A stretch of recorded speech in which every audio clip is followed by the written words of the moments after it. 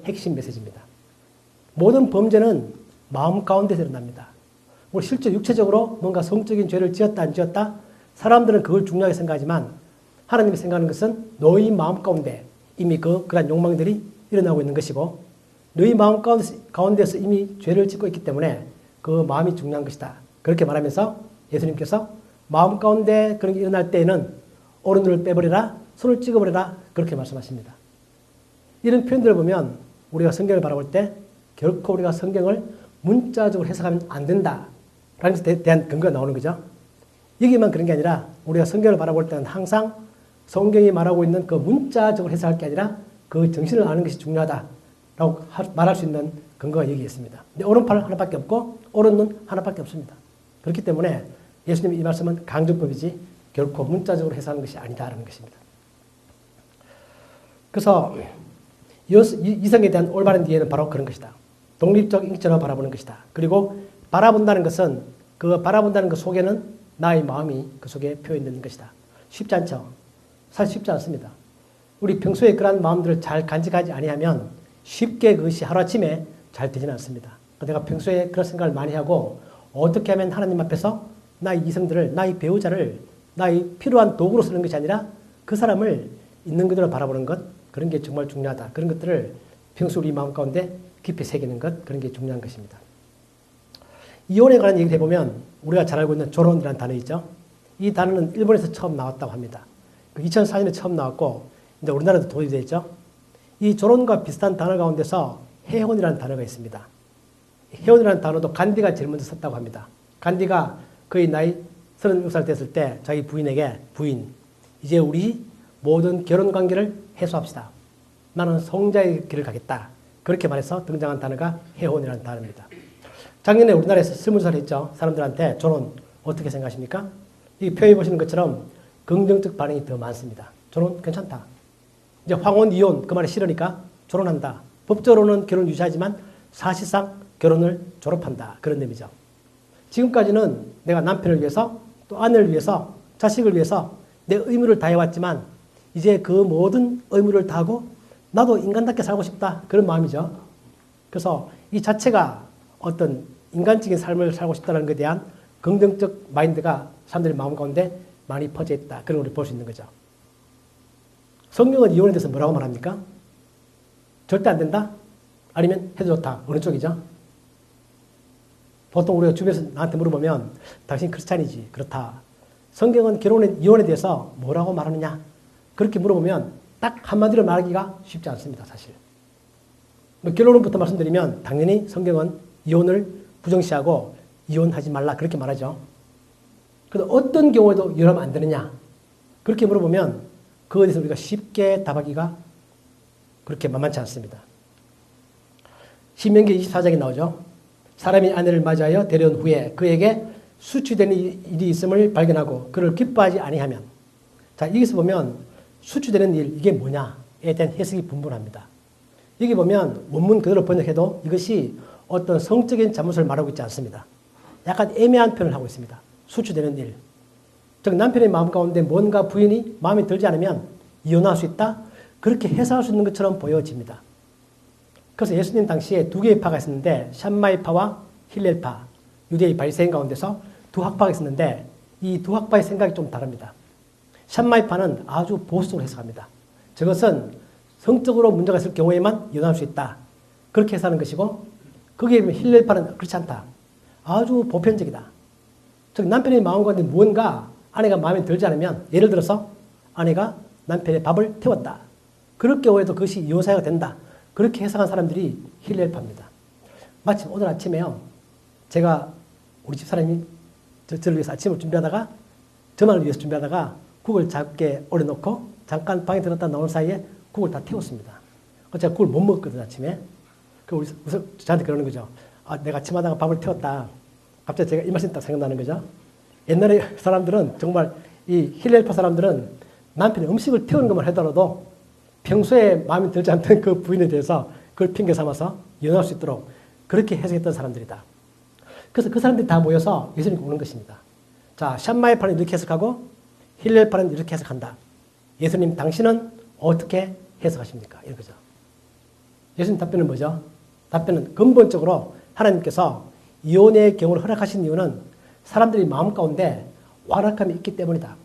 그래서 모세를 통해서 이혼 정서를 주고 이런 경우에는 이혼할 수 있다. 그렇게 말했지만 원래 하나님의 뜻은 이혼하는 것을 원하지 않는다. 그렇게 말씀하신 거죠. 우리가 알고 있는 것처럼. 그러시면서 이혼 정서를 줘라. 또 그리고 이혼하고 난 다음에는 원래 아내와 재결합할 수 없다. 신명기의 말씀이 그런 말씀이죠. 그렇게 말한 이유는 뭐냐면 재결합 좋은 거죠. 좋은 건데 왜 못하게 했을까? 그 의미는 뭐냐면 이혼할 때는 신중해라. 너 한번 헤어지면 다시 결혼 못한다? 다시 그 사람과 재결합하지 못한다? 그런 의미를 주문로 해서 그 이혼에 관하여 아주 신중한 태도를 취할 것을 말하고 있는 것입니다. 이건 아주 예외적으로 하나님께서 허용하시는 것이지 사람의 마음 가운데 그런 완악함이 있기 때문에 그런 것이지 원래 하나님 뜻은 그런 게 아니다. 그러는 거죠.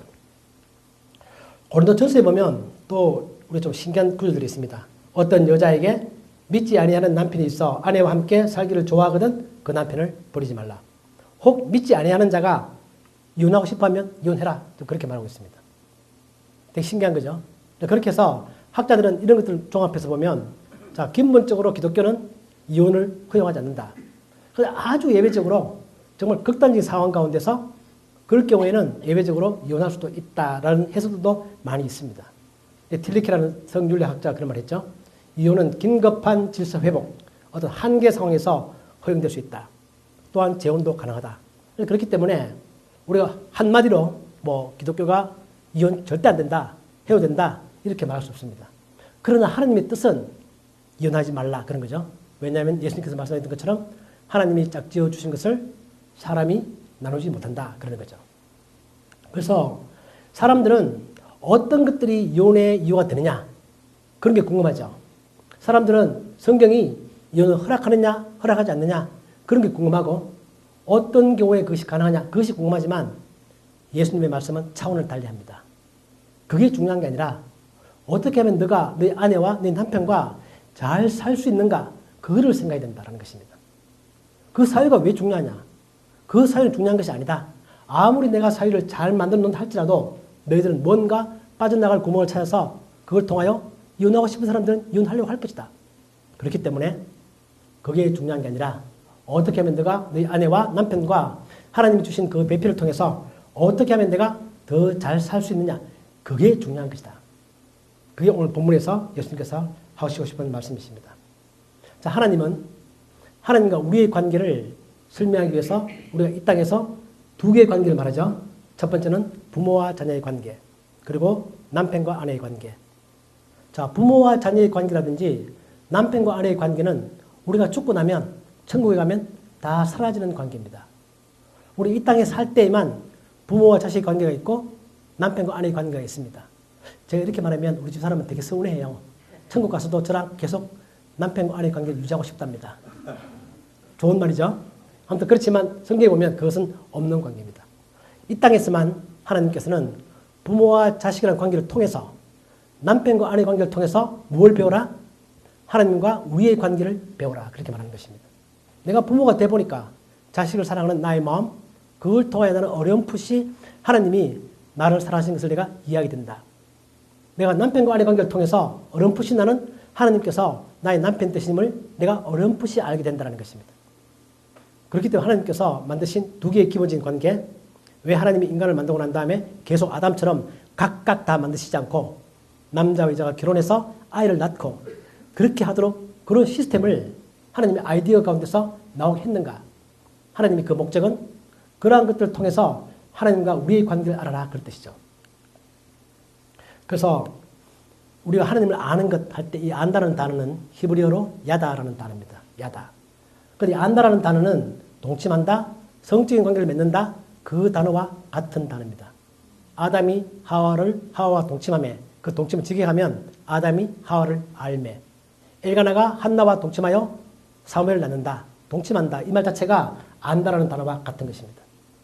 이걸 또 하나님께서는 남편과 아내의 관계, 하나님과 우리의 관계. 이게 언뜻 와닿지 않죠? 어떤 것일까 정말 궁금하죠?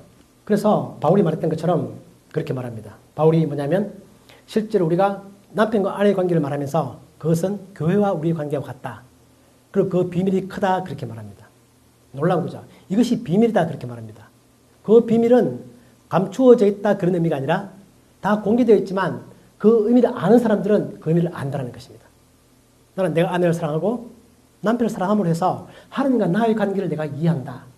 그것을 정말 놀라운 신비로운 것이고 그걸 통하여 정말 하나님과 우리의 관계를 아는 것, 그게 중요한 거죠. 우리 하나님은 삼위일체 하나님이십니다. 삼위일체, 어려운 교리죠. 하나님은 한 분이시지만 삼위로 존재한다. 삼위라는 것은 인격입니다.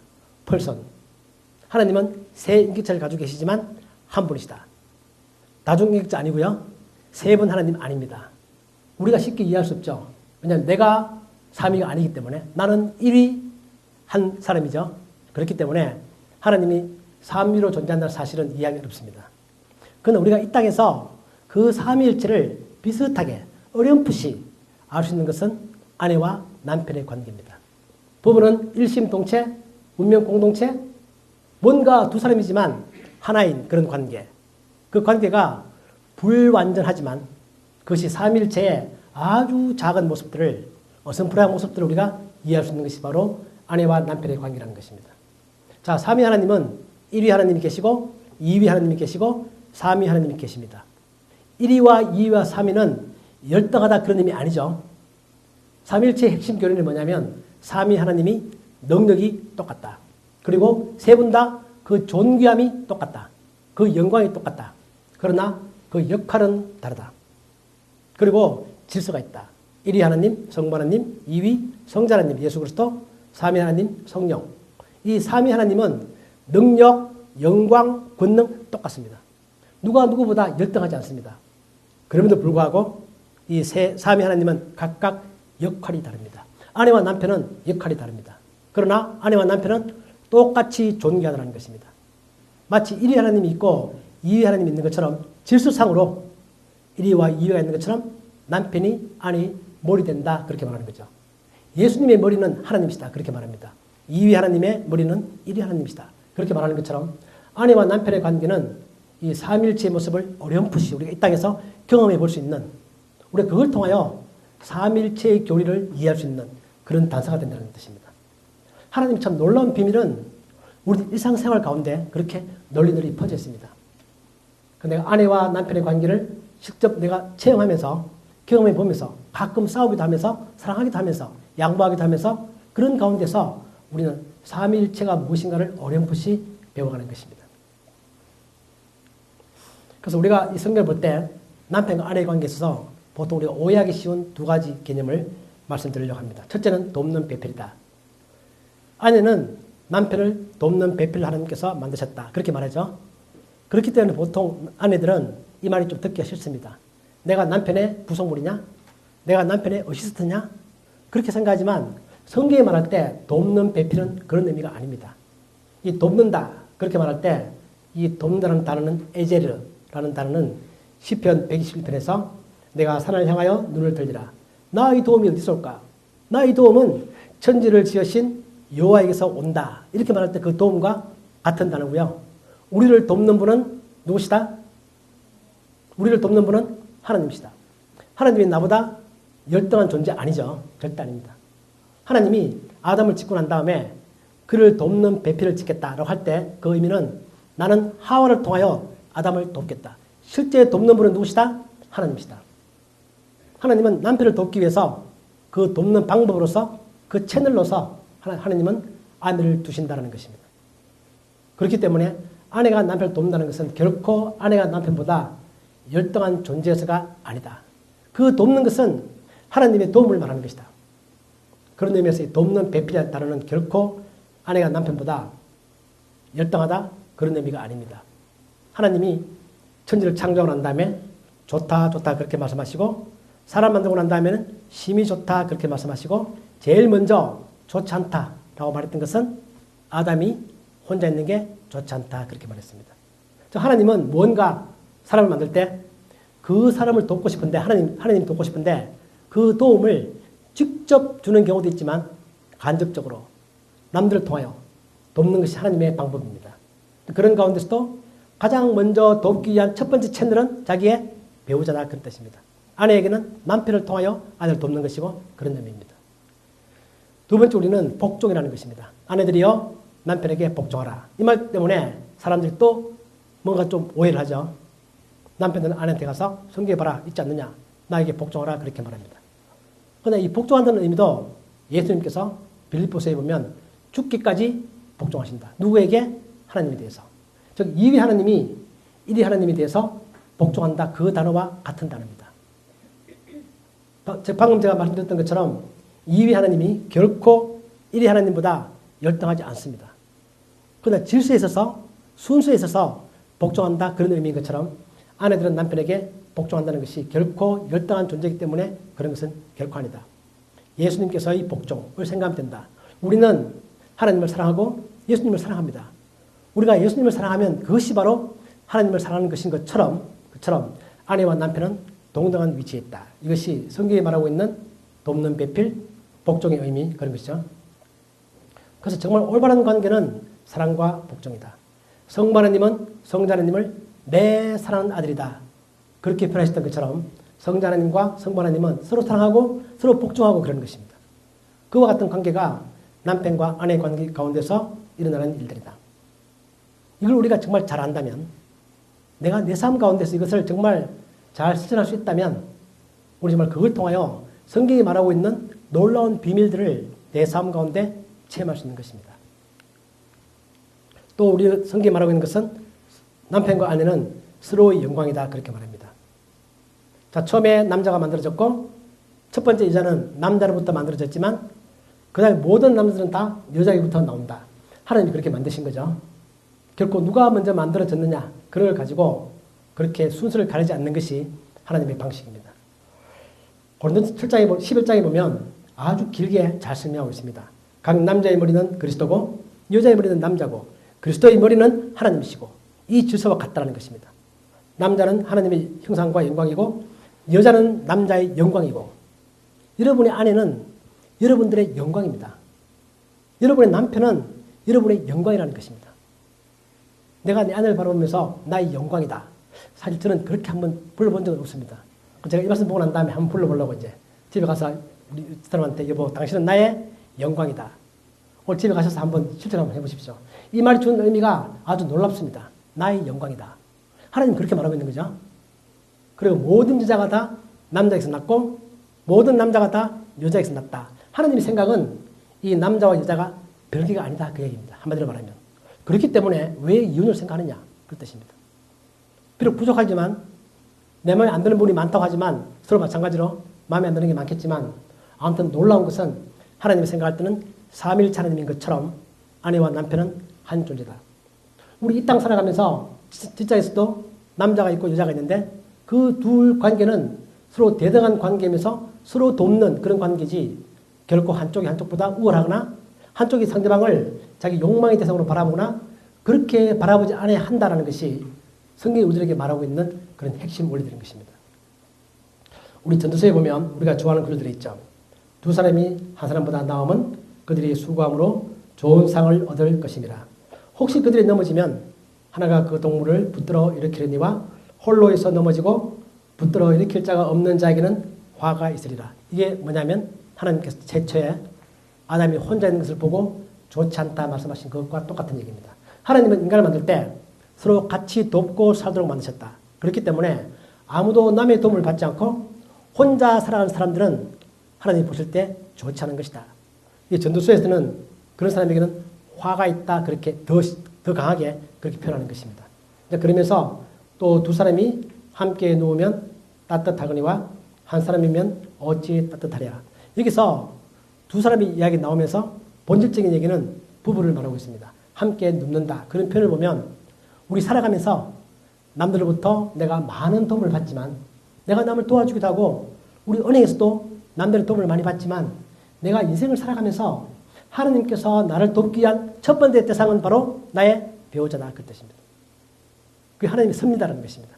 하나님의 계획이시고 그런 것이기 때문에 우리가 이러한 사실을 내 마음 가운데 잘 담고 내가 정말 살면서 우리 설이든 명절이든 또는 평소에 바라보면서도 가끔 남편과 아내가 싸우는 것은 좀 솔직하게 말하면 당연히 있을 수 있는 일이고요.